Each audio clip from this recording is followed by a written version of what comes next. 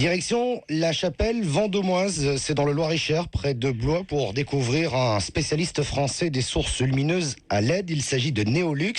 Bonjour Ludovic Labiduri. Bonjour. Vous êtes le président fondateur de Neolux. Peut-être pour commencer déjà un mot de présentation de cette entreprise. Donc l'entreprise Neolux a été créée début 2007 avec pour vocation la maîtrise technique des systèmes, des solutions d'éclairage à diode électroluminescente. Ouais, c'est ce qu'on appelle des LED. C'est ça, tout à fait. Très concrètement, qu'est-ce que ça a de nouveau les LED par rapport aux autres formes d'éclairage que l'on connaît peut-être de manière plus classique? Alors quelques avantages assez généraux à la technologie.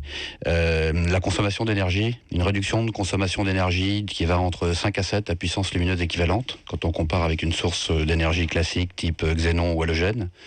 Une durée de vie de produit aussi beaucoup plus longue.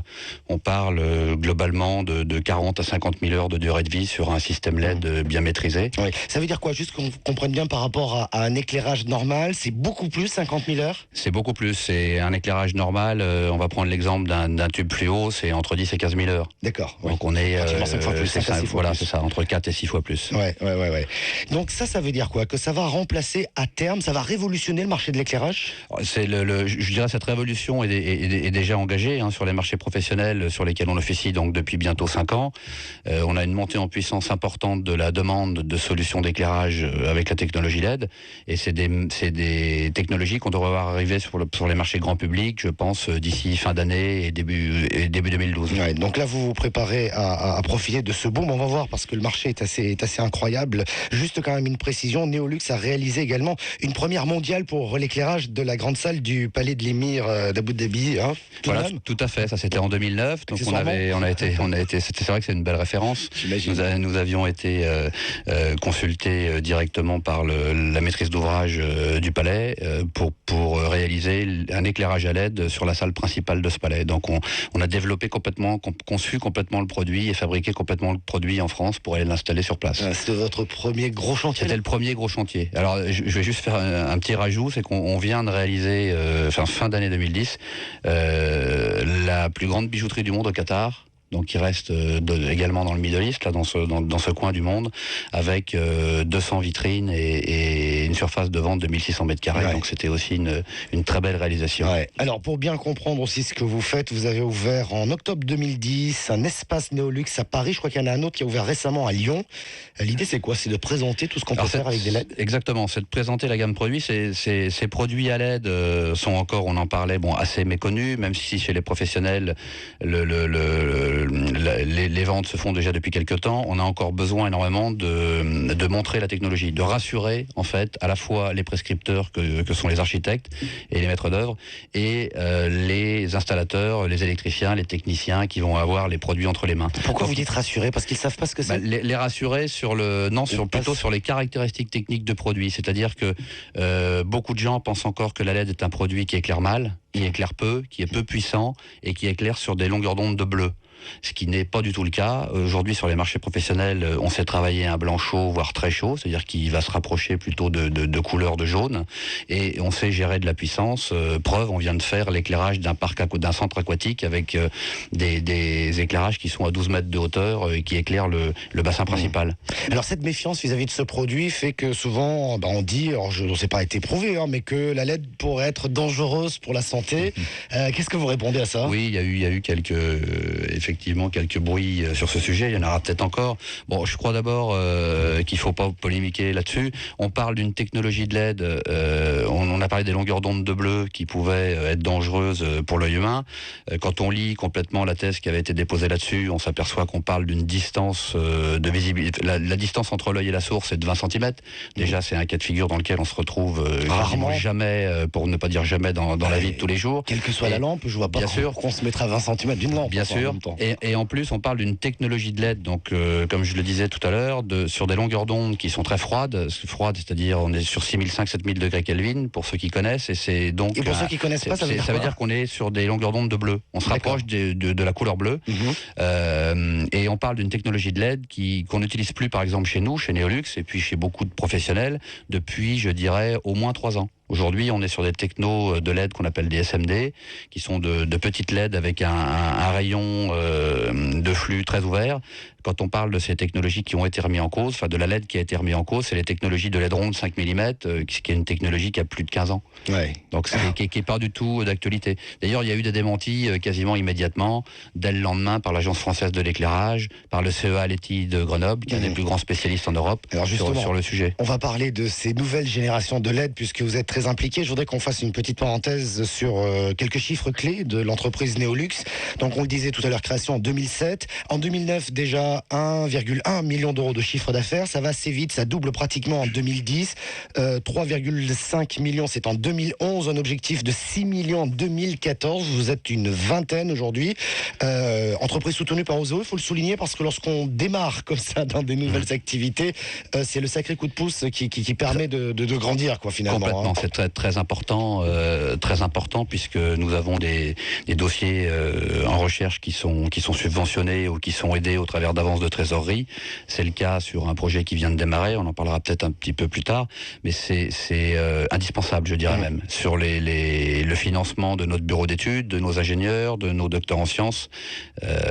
Merci à Oseo de nous suivre sur ces dossiers. Sans ça, vous ne pourriez pas le faire, vous ne pourriez pas avancer ce serait clairement pas possible. Ce serait clairement pas possible. Surtout sur une techno comme ça, avec une évolution très rapide, ce serait pas possible. Et des enjeux colossaux. Alors, vous évoquez 6 millions d'euros en 2014. C'est pratiquement multiplié par 3 le chiffre d'affaires d'aujourd'hui. Qu'est-ce qui vous permet d'être aussi optimiste? Alors, il y a un switch technologique qui s'opère entre les sources lumineuses classiques, halogènes, xénon, sodium, iodure métal et la technologie LED. Aujourd'hui, tous les professionnels sont unanimes pour reconnaître que la technologie LED va prendre le pas sur tout le reste.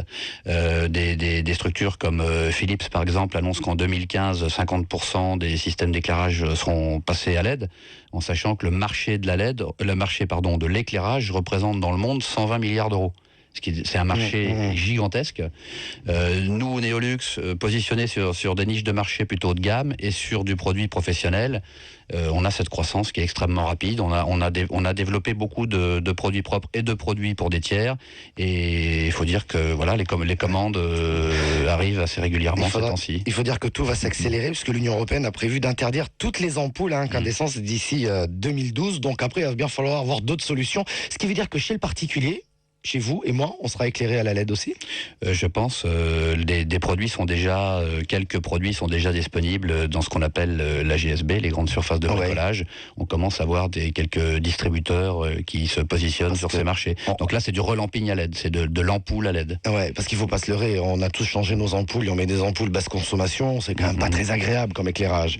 Donc on peut imaginer que la LED va nous sauver un peu la mise. L'éclairage sera de nettement meilleure qualité et on réduira encore un peu la consommation. Je dis un peu parce que la lampe, le fluo compact a déjà apporté une amélioration sur la consommation d'énergie et on ira encore plus loin avec les ampoules à LED. Ouais, alors on va parler de vos projets, notamment de votre actualité, puisque tout récemment, vous avez signé un accord de collaboration avec le CEA Leti. Quel est le but de cet accord?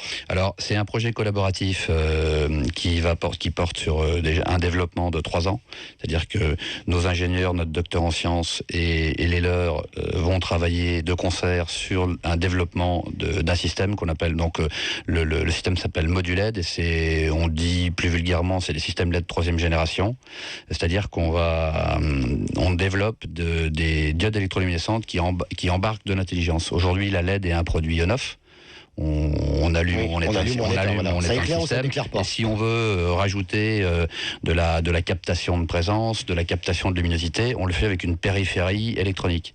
Donc l'objectif, c'est d'aller intégrer de l'intelligence à l'intérieur du chip, à l'intérieur du composant, de complètement miniaturiser et de donner une forme d'intelligence à cette LED. Et puis il y a un deuxième volet qui est le travail de la thermique, c'est-à-dire que sur les LED de puissance, on génère une chaleur qu'on a besoin de dissiper.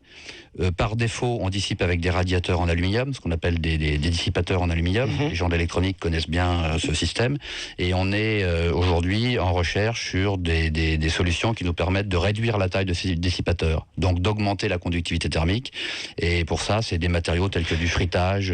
Alors ça, c'est pour l'aspect technologique. Voilà. Et j'imagine que les connaisseurs vous suivent parfaitement. Moi, je voudrais juste comprendre à quoi ça va servir. À quoi ça sert de mettre de l'intelligence dans une diode? Alors, concrètement, c'est l'objectif, c'est la réduction de coût des systèmes et améliorer le confort d'éclairage dans un espace. C'est-à-dire qu'on va pour pouvoir l'utilisateur orienter final, l'éclairage, on va pouvoir faire des choses un peu plus... on peut se retrouver dans une pièce et pour avoir un très bon confort visuel, avoir un éclairage qui soit en permanence contrôlé, en fonction de l'influence d'une luminosité extérieure, au travers d'une fenêtre, au travers du soleil, au travers d'un nuage passe devant le soleil, on va avoir une luminosité qui va changer, et le luminaire va instantanément réajuster la luminosité dans votre espace de manière à ce que vous soyez baigné dans une luminosité constante. Et ce qui permettra de réaliser des économies d'énergie par définition. Évidemment, économie. On a tous le réflexe quand on arrive sur des plateaux tertiaires, dans les bureaux, on allume la lumière. Le matin, les gens arrivent au bureau, ils allument la lumière. Ils allument en hiver, ils allument aussi en été. Alors qu'en été, il y a peut-être besoin, avec l'influence de la lumière extérieure, de beaucoup moins de puissance. Donc le luminaire pourra s'ajuster, fonctionner par exemple qu'à 80% de sa puissance ou qu'à 50% de sa puissance. Donc de faire des consommations d'énergie en même temps. Voilà, et lorsqu'on arrive également à mesurer et à contrôler la chaleur, c'est aussi une manière de réaliser des économies. Des économies puisqu'on réduit la taille du luminaire. Oui. Donc on va réduire le besoin en matières premières, en aluminium, en cuivre, et on va réduire la taille du luminaire. Ouais. Alors là, on a bien compris que vous vous armez pour ce marché qui s'annonce immense.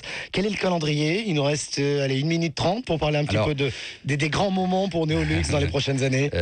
Écoutez, c'est déjà d'intensifier, de continuer ce maillage commercial national. On vient d'ouvrir cette agence sur Lyon, Lyon Ville Lumière, où beaucoup d'acteurs dans l'éclairage se trouvent sur place. Donc c'est très important d'y être présent et assez rapidement c'est fait maintenant. L'étape, je dirais d'ici fin 2012, 2 étapes principales.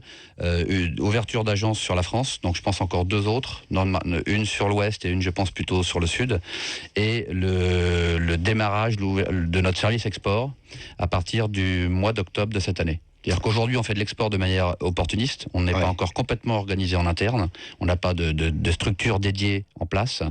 On en aura une en place à partir du mois d'octobre. Ah ben on va suivre tout cela, puisqu'on verra aussi. Et cette 3e génération de LED, c'est horizon 2014, c'est ça ? C'est horizon 2014, exactement. Ouais. Ah ben on aura l'occasion, j'espère, d'ici là, de suivre votre actualité et de voir comment évolue Neolux. Merci beaucoup de votre visite. Je vous remercie. Ludovic Labiduri. Dans un instant, allez, direction la Meuse pour découvrir encore une belle entreprise très innovante, cette fois-ci dans le domaine de l'aéronautique.